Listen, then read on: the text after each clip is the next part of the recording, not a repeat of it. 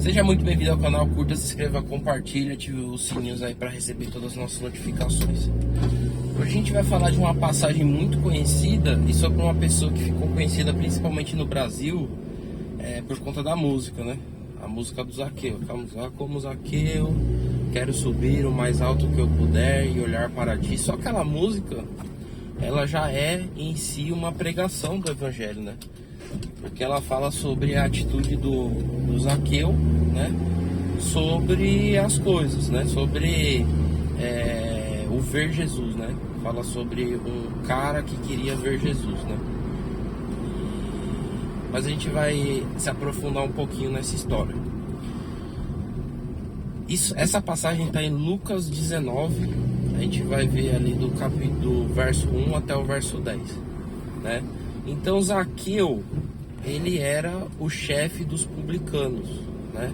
Quem que era o publicano naquela época? Era um cobrador de impostos, né? E o publicano, ele não era um cobrador de impostos simplesmente assim, uma pessoa que cobrava imposto, né? O fiscal da Receita Federal. Então você imagina que é o seguinte, era um império, né, romano que cobrava imposto do povo, né? Então o Império Romano cobrava imposto do povo. E quem fazia a cobrança do povo, né, eram pessoas do próprio povo, né?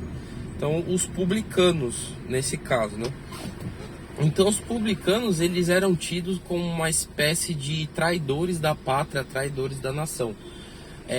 Aconselho muito vocês assistirem a série The Chosen, né? Ela vai ali exemplificar como que era o conflito entre o povo judeu e os publicanos, né? Que eram do povo judeu, porém o povo judeu considerava eles um traidor, né? Um traidor da nação, porque se aliavam a Roma para de certa forma estar oprimindo o povo, né? O que de tudo não é mentira, né, pessoal? Em certo ponto isso realmente acontecia, né? Então aquele povo considerava eles como traidores e por conta disso não se misturavam com os publicanos, né? Mateus, como eu já falei, era um publicano. Só que Zaqueu tem um detalhe além, né? Zaqueu não era só um publicano, ele era o chefe dos publicanos, ou seja, ele tinha uma quantidade de publicanos, né, naquela cidade em que ele comandava. Só que Zaqueu era um rapaz com uma estatura baixa, né? Então ele era um homem pequeno. Não fala o quanto, a Bíblia não fala o quanto ele era pequeno, né? Mas imagina que ele tinha 1,50 m, né? Vamos colocar assim, 1,40 m, né? Talvez já considerado um nanismo, não sei, né? A gente não consegue saber. Ele era um homem de estatura baixa, né? Mas um homem, de certa forma, inteligente e um homem rico, porque os publicanos, eles já eram em si ricos, né? Imagina quanto mais, né, o chefe dos publicanos. Então Zaqueu, ele, por ser de estatura baixa, ele não iria conseguir enxergar Jesus. Você pode falar, mas enxergar Jesus seria tão fácil. Na verdade não. Por conta da fama de Jesus e as coisas que ele fez, né? A fama dele foi se espalhando de tamanha maneira que Jesus, em todo lugar que ele ia, uma multidão seguia ele, né? E aí, isso daí você vai ver na série The Chosen, até engraçado, porque a gente não imagina o quanto que isso às vezes dificultava a vida de Jesus. Tanto é que muitas vezes Jesus, ele falava que não era para falar sobre ele, justamente porque senão ia atrapalhar o que ele precisava fazer, a locomoção, enfim, né? Ia causar um alvoroço na cidade onde o tempo ainda não era chegado. Então Zaqueu, ele, por ser de estatura baixa, né, e provavelmente não tinha porte físico, né? Então Zaqueu, ele foi um homem que decidiu subir numa árvore só para ver Jesus. Um ponto de Zaqueu, e que eu acho que é exemplo para todo mundo, inclusive se a gente ouvir a música do Zaqueu, a gente vai entender melhor, mas Zaqueu, ele tinha uma expectativa sobre Jesus, né? Ele queria ver Jesus. Justamente também porque os publicanos eram considerados traidores E Mateus, né, virou um discípulo de Jesus, mesmo sendo publicano. Então, os publicanos, de certa forma, viam em Jesus uma esperança de reconciliação deles com o próprio povo, né? Então era algo interessante, né, a princípio, né? Então os publicanos esperavam de Jesus, de certa forma, uma reconciliação com o seu próprio povo, né?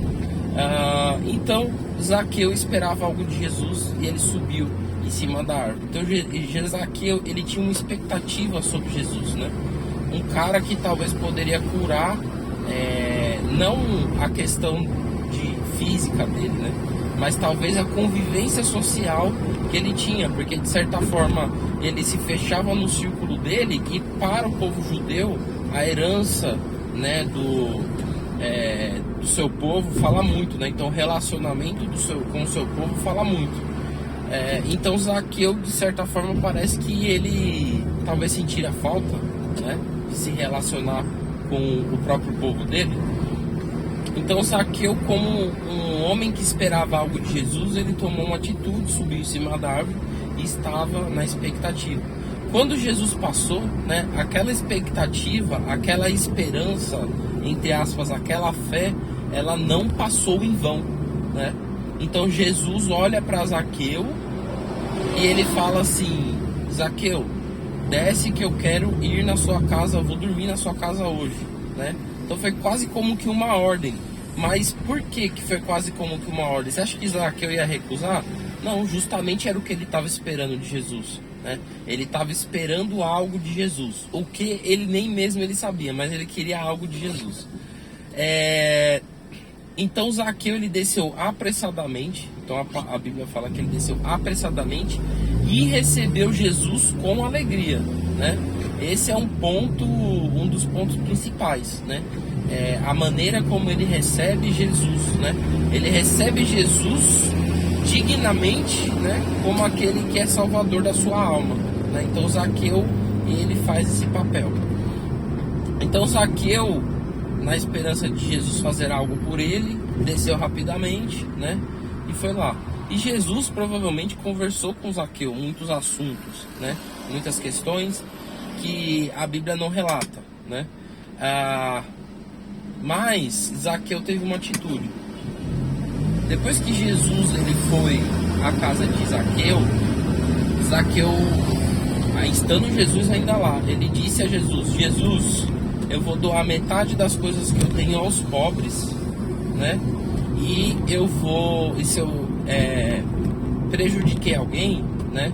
Eu vou restituir 4 vezes mais. Ou seja, se eu prejudiquei em 10 reais alguém, né? Eu vou restituir 40. Se eu prejudiquei em 100 reais, vou restituir 400. Então Zaqueu, ele, dentro da capacidade dele, ele foi lá e fez uma entrega a Deus. E Jesus recebeu aquela entrega como se fosse de certa forma uma oferta a ele mesmo, né? Então é interessante, né, que Jesus recebeu uma oferta de Zaqueu, um cara que era considerado um pecador. E justamente Zaqueu, ele fez essa oferta porque do lado de fora as pessoas começaram a reclamar sobre Jesus ter estado na casa de um pecador, né? Eles consideravam Zaqueu um traidor. E Zaqueu, de certa forma, ele quis se posicionar diante do povo também, né? Que é muito interessante, às vezes, eu já falei isso algumas vezes para algumas pessoas. Por exemplo, já fui em casa de recuperação e, por exemplo, a pessoa lá, ela viveu uma vida inteira maltratando a família passou muitas dificuldades, né? E aquela pessoa, ela acredita que ela foi restaurada, né? Ela realmente crê que ela foi restaurada. Mas eu já falei para algumas pessoas lá que, beleza, ela sabe que ela foi restaurada, mas as pessoas não sabem, porque muitas vezes a pessoa se converte, mas os filhos ainda guardam mágoa, a esposa ainda guarda mágoa, né? E justamente eu falo que assim, tem que existir uma manifestação exterior da sua fé, né? Num sentido de você estangrar a sangria que foi feita, né? Porque, por exemplo, você pode ter sido um cara que não cuidou dos seus filhos, né? Mas em algum momento você tem que virar a chave na sua vida, né? E era isso que Zaqueu estava fazendo. Ele reconheceu Jesus na vida dele, ele creu, né? Mas as outras pessoas não sabem que ele creu. De alguma maneira, Zaqueu, ele precisava demonstrar que ele estava estancando uma ferida que ele criou. Deus perdoou o passado de Zaqueu. O passado de Zaqueu, vamos dizer assim, não o cobrava mais, né? Não era algo que era cobrado em sua vida mais por Deus, porque ele jogou no mar do esquecimento, a partir do momento que entra o plano de salvação. Mas de alguma maneira, quando a gente se coloca na posição de uma pessoa que alguma vez foi ofensor na vida de outra pessoa, né? Seja por ofender diretamente, no sentido de fazer algo errado sobre aquela pessoa, né?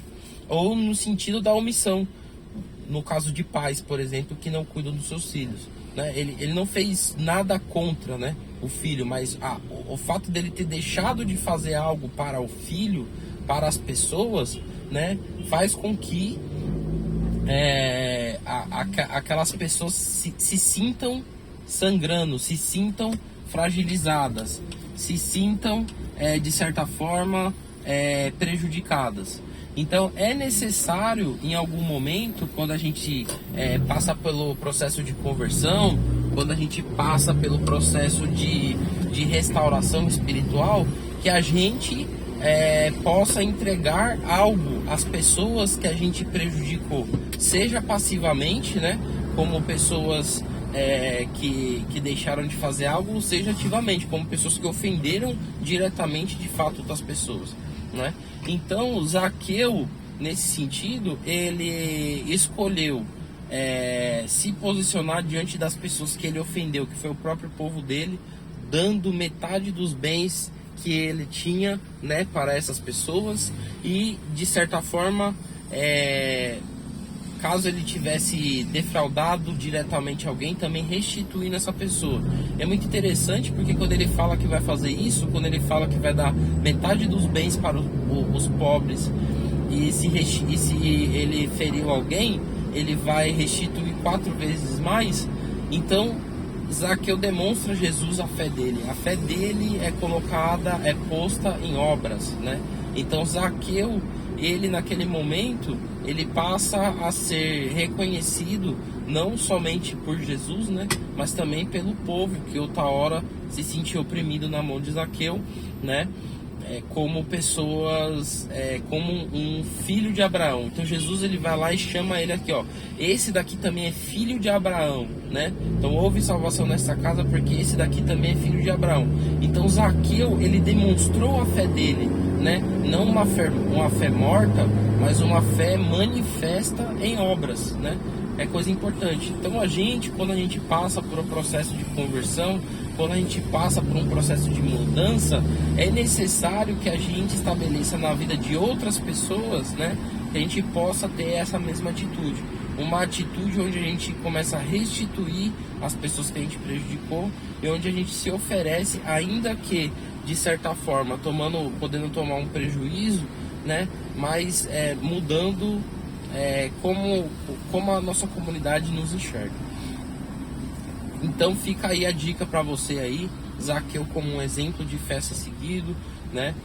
Engraçado que eu estava pensando que Jesus pediu todos os bens ao jovem rico, né? E ele ficou muito triste porque ele não queria fazer isso, porque ele tinha muitos bens, né? Mas a Zaqueu, Jesus não pediu nada, e Zaqueu nem deu tudo, né? Zaqueu deu metade, mas dentro daquilo que Zaqueu se propôs, né, houve um reconhecimento de Deus. Muito mais do que, por exemplo, Ananias e Safira. Ó, uma palavra boa aí pra gente pegar. Ananias, que se relaciona com essa, né? Ananias e Safira, eles venderam um imóvel, vamos dizer assim, né? E disseram ao povo que venderam por tanto, né? Na verdade, eles reteram parte do dinheiro. Mas a ideia toda ali não era... O problema não foi eles terem retido parte do dinheiro, mas eles terem mentido, falaram que entregaram tudo, né? Zaqueu, não mentiu, ele foi lá e entregou a metade dos bens dele, né?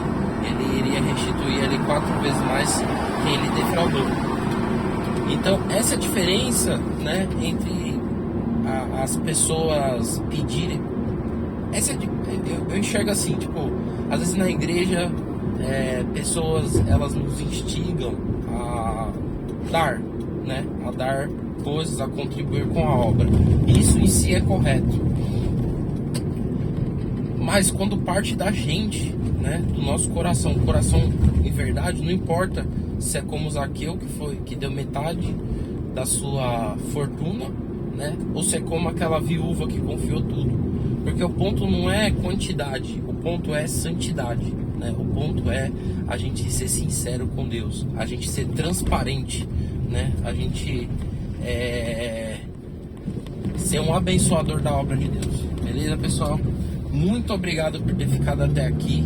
Curta, se inscreva, compartilhe, ative o sininho para receber todas as nossas notificações e tenha a fé de Zaqueu, uma fé manifesta em obras. Até logo!